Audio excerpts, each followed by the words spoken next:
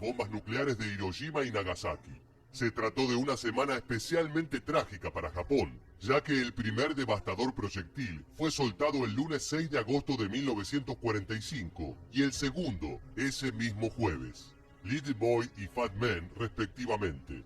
6 días después de la segunda explosión, el 15 de agosto, el Imperio del Japón anunció su rendición incondicional ante los aliados y en consecuencia finalizó la Segunda Guerra Mundial.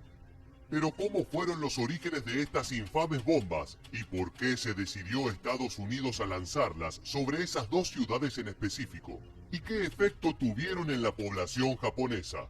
Si quieres conocer las respuestas, acompáñanos a explorar los pormenores de un proyecto cuya ejecución ha sido un foco de polémica desde su concepción hasta la actualidad. ¿Estás listo? Pues entonces, prepárate para viajar en el tiempo. Aunque las bombas cayeron en agosto de 1945, el deseo de los aliados de crear este tipo de superarma comenzó a plasmarse entre 1939 y 1940, y realmente fue con la intención de anticiparse al desarrollo armamentístico nuclear que ya se estaba llevando a cabo en la Alemania nazi. El propio Albert Einstein, junto con otros prestigiosos científicos de la época, advirtió que esto estaba sucediendo y solicitaron por carta al presidente estadounidense Franklin D. Roosevelt que tomara medidas al respecto. De inmediato, con Estados Unidos al frente, las investigaciones relacionadas a las reacciones nucleares se aceleraron tanto en este país como en Gran Bretaña y Canadá. El Proyecto Manhattan, iniciado concretamente en Estados Unidos en el año 1942, sería la denominación que terminaría por englobar todas las investigaciones y desarrollos relacionados dentro del bando aliado. Esta iniciativa, que acabaría por diseñar dos tipos distintos de bombas atómicas, fue de menos a más. El proyecto empezó de forma modesta y fue evolucionando progresivamente hasta tener arriba de 130.000 empleados y un presupuesto superior a los 2.000 millones de dólares. Curiosamente, más del 90% de ese dinero fue destinado a la construcción de fábricas y a la producción de materiales fisibles, y menos del 10% fue aplicado al desarrollo y producción de armas. Una de las preguntas más frecuentes al hablar del Proyecto Manhattan es ¿por qué se lo llamó así? Y la respuesta es más simple de lo que parece. Tras la aprobación del programa atómico por el presidente Roosevelt el 9 de octubre de 1941, cuyo nombre oficial era Programa de Desarrollo de Materiales Sustitutos, el jefe del Estado Mayor del Ejército, George C. Marshall, estableció inicialmente las oficinas en el piso 18 del edificio número 270 de la calle Broadway, en Manhattan. A raíz de eso, gran parte del uranio de Estados Unidos, proveniente del Congo belga, se empezó a almacenar en los puertos y depósitos de la ciudad, lo que llevó a que los científicos comenzaran a llamarlo el Distrito Manhattan. Y luego, cuando se hizo evidente que se necesitaban lugares más discretos y alejados de centros urbanos para una investigación semejante, como los laboratorios Oak Ridge en Tennessee y el de Los Álamos en Nuevo México, ya el sobrenombre informal del proyecto había quedado en Proyecto Manhattan.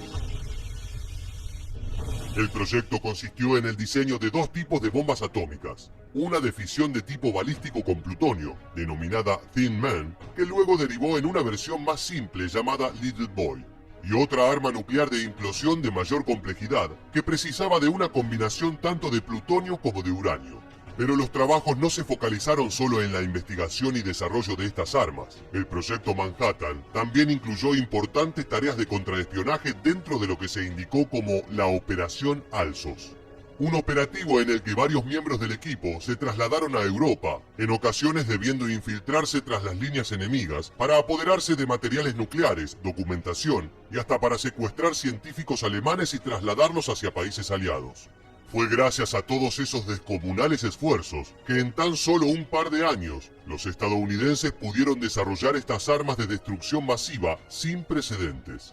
La famosa prueba Trinity, tras la cual los aliados procedieron con el ultimátum hacia Japón, sabiendo que contaban con una superbomba, aconteció a las 5:30 del 16 de julio de 1945. 10 días después, el presidente Harry Truman verbalizó esa amenaza fatal, exigiéndoles a los japoneses una rendición incondicional. De lo contrario, les esperaría una destrucción rápida y absoluta, En este sentido, el historiador especializado Michael Gordon explicó a BBC Mundo: la discusión entre los militares estadounidenses no era si usarían la bomba nuclear, la pregunta era cómo la usarían. La siguiente parte de la historia ya es ampliamente conocida. El bombardero B-29 Enola Gay, pilotado por el coronel Paul Tibbets, lanzó la primera bomba nuclear sobre Hiroshima el 6 de agosto de 1945. Little Boy llevaba una carga de 64 kilos de uranio 235, de los que se calcula que solo se fisionó menos de un 2%. De todas maneras, la explosión equivalió a 15.000 toneladas de TNT, generando una ola de calor superior a los 4.000 grados centígrados en un radio de 4.5 kilómetros.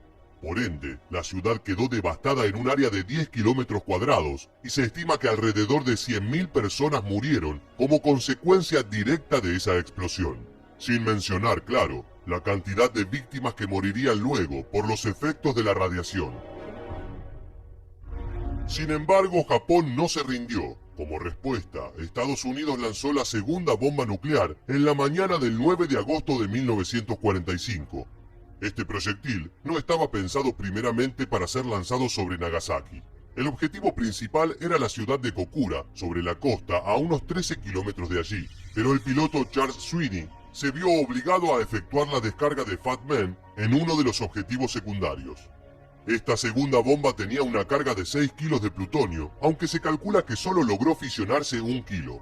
Aún así, fue suficiente para desatar una explosión equivalente a 21.000 toneladas de TNT. En comparación, esta detonación fue más fuerte que su antecesora. No obstante, el terreno montañoso de Nagasaki limitó el área de destrucción y la cantidad de muertes de ese día, que se estima fue de entre 28.000 y 49.000 personas. El lugar se convirtió en un mar de fuego. Era el infierno, dijo a la BBC Sumiteru Taniguchi, sobreviviente de la explosión.